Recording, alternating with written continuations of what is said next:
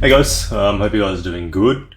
Hopefully yesterday's lesson was okay for you guys. You guys were able to understand the content on pro-social behavior and the different influences of that. Yesterday I asked you guys to think of some ideas of ways we could test the bystander effect within the school. If you guys have thought of ways, go ahead and pause the video now and go ahead and email me what you guys want to test out, and I'll let you know if any tweaks need to be made and stuff like that. And I'll talk to the head of science and see if we can test it out in school.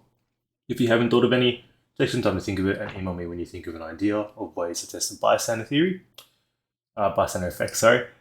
Now we're going to be looking at reluctance to helping others and bullying. So basically, we've looked at pro-social behavior of basically of why people want to help each other. And now let's look at reasons of why people don't want to help each other. So there are influences. Just like there are influences in pro-social behavior, there are influences on reluctance to help, and they're broken down into three different parts. So first one, we have diffusion of responsibility. Second, we have audience inhibition, and the third one is a cost-benefit analysis. So getting straight into diffusion of responsibility. So the first part is that the belief that in a situation where help is required and others are present around, one or more other people will or should take responsibility for helping. What this does is it leads individuals to feel less responsible for helping than when they're alone, because they assume others will take that responsibility. It also explains why no one helps when many people are present and there's an emergency and help is required. The diffusion of responsibility can have many different consequences, such as groupthink, social loafing, and the bystander effect. So basically, the bystander effect is a consequence of the diffusion of responsibility. Going on to audience inhibition. So people may stand back or not help when there's a crowd because they might get nervous or anxious. People might also not help when there's a crowd because they don't want to embarrass themselves or feel foolish, especially if help is not actually needed. And what this can do is this can stop or inhibit someone from helping. And a really good example of this is actually in a textbook in page 538. It's called the smoke-filled room experiment. And basically there were two researchers who went ahead and conducted an experiment. And in this experiment, there were like 60 students from university, and they were asked to fill out a survey in a room with a one-way mirror so that, the researchers can watch them. And basically there were three different conditions. The first one was someone was alone taking that survey. The second one is that there's two other people in the room with that one person taking the survey. And those two other people were instructed to not do anything in case there was an emergency.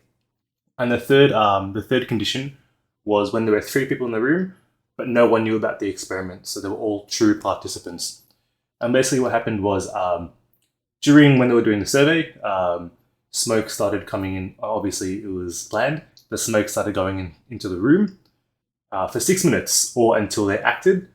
And you go ahead and read the results. It's on page 538, but it's actually really interesting and kind of funny, the results. So have a read of that, and that's a really good example of audience inhibition. The final one we have is a cost-benefit analysis. So basically we're weighing up the personal and social costs of helping and not helping against the benefits of helping and not helping. So the benefit could be a reward, whether it's monetary, feeling good, increased self-esteem, social approval, and the cost could be something like the effort or time required, the implications of taking that time off, the risk of going ahead with it. And an example is donating a kidney. So let's say that my best friend is in need of a kidney, and they're asking me to donate a kidney. I'll weigh up the cost benefit basically. What are the pros of me donating a kidney? It'll be good. I'll be able to help out my friend. I'll feel good about myself. Then also, what are the cons of me donating a kidney? Time taken off work, any possible health implications, the implications of me taking off time work, so less money, whatever it may be. And then I'm also going to weigh up the pros and cons of me not helping.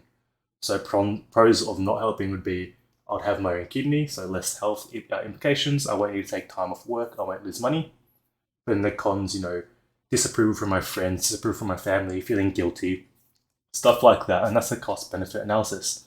And those are three implications of why we don't help others. Going straight into bullying. What is bullying? Bullying occurs when an individual or group with more power repeatedly and intentionally causes harm or hurts others who feel helpless to respond. Bullying can be physical, psychological, emotional, and it may include distress or fear onto the people. So, the Australian National Centre Against Bullying specify that these cases are not bullying. So, single episodes of social rejection or dislike, single episode of acts of nastiness or spite, random acts of aggression or intimidation, and mutual arguments, disagreements, or fights are all examples of things that aren't bullying. So, we have three types of bullying: physical, verbal, and social. Physical is hitting, kicking, tripping, pinching, pushing, damaging property. Verbal is name calling, insults, teasing, not teaching, threatening, intimidating, hate speech, verbal abuse. Social, we can have lying, spreading rumors, negative facial, physical gestures, acts to embarrass or humiliate others, even if it's in a joking way, mimicking unkindly, encouraging others to socially exclude, damaging someone's social reputation or social acceptance.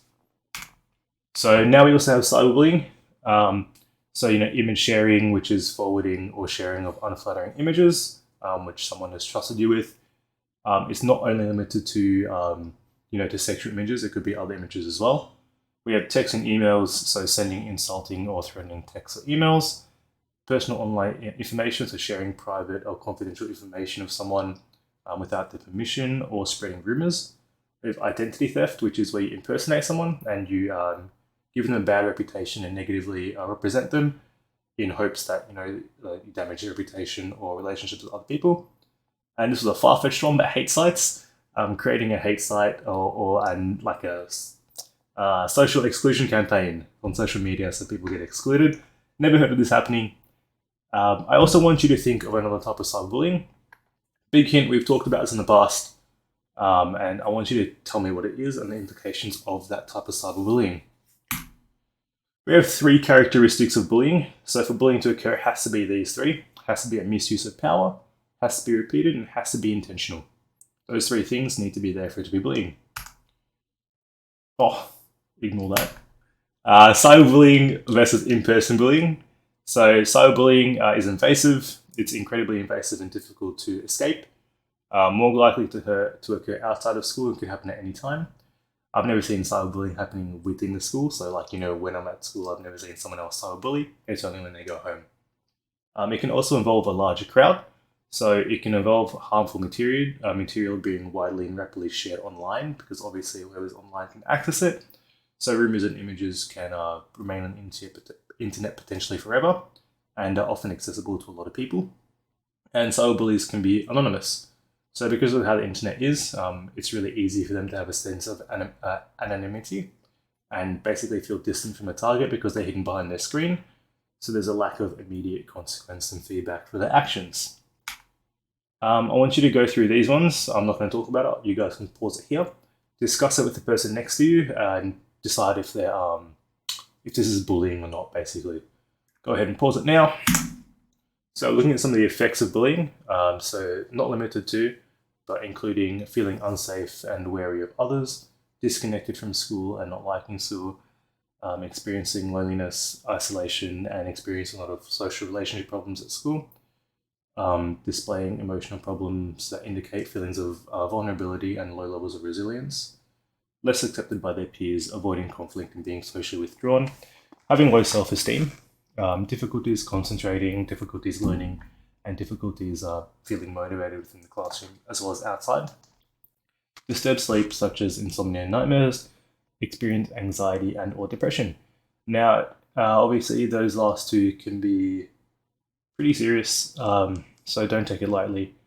But obviously, take it with a grain of salt. I want you guys to think of others. Most of these examples were ones inside of school, but obviously the effects of bullying, go across the board. It can be outside of school, it can be in at home, at work, and stuff like that.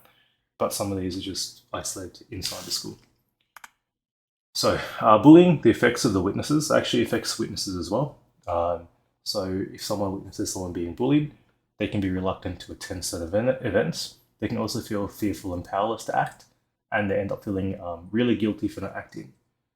And sometimes people say, if you witness something happen, you don't stand for it. It's as good as doing it yourself. And it's not really the case most of the time. because you can feel scared and feel feared no matter how much you want to help. Sometimes you put your own safety first. And yeah, the effects of witnesses are also in the book. It also talks about the witnesses can be, can have mental illness issues and depression and stuff like that. But I've decided not to include that. Those ones, in my opinion, a bit far fetched. It would be the tipping point. There'd be a lot more underlying problems than just witnessing bullying for that to happen. So that's about it. I kept it short and sweet again. So tasks. So I want you to look at page 547, table 10.4, and it looks at the causes of bullying, and I want you to make notes of them. Then I want you, before you do learning activities, I want you guys to think of basically experiments that we can do inside the classroom to test for any of these things we've covered. So whether it's cost-benefit analysis, audience inhibition, or anything like that, or even if you're going to go back to the bystander effect, I want you guys to think of ways we can test it within the school. Make sure, again, they're ethical, so no one's going to get hurt, no one's going to feel bad. It's not too far-fetched to do. And shoot me an email when you've thought of some, and I'll try to talk to the head of science, and see if we can try this out, because it's really fun and really important to understand the link from the theory into actual practice. And then when you've done that, learning activity is there, 10.29, 10.31, and just make sure you're doing the work. I'm checking the books and I'm back. And that's about it. To the girls who emailed me, checking up on me, I appreciate it. I'm doing all good. Just got to do what I got to do right now. And that's about it. I'll see you guys on Friday.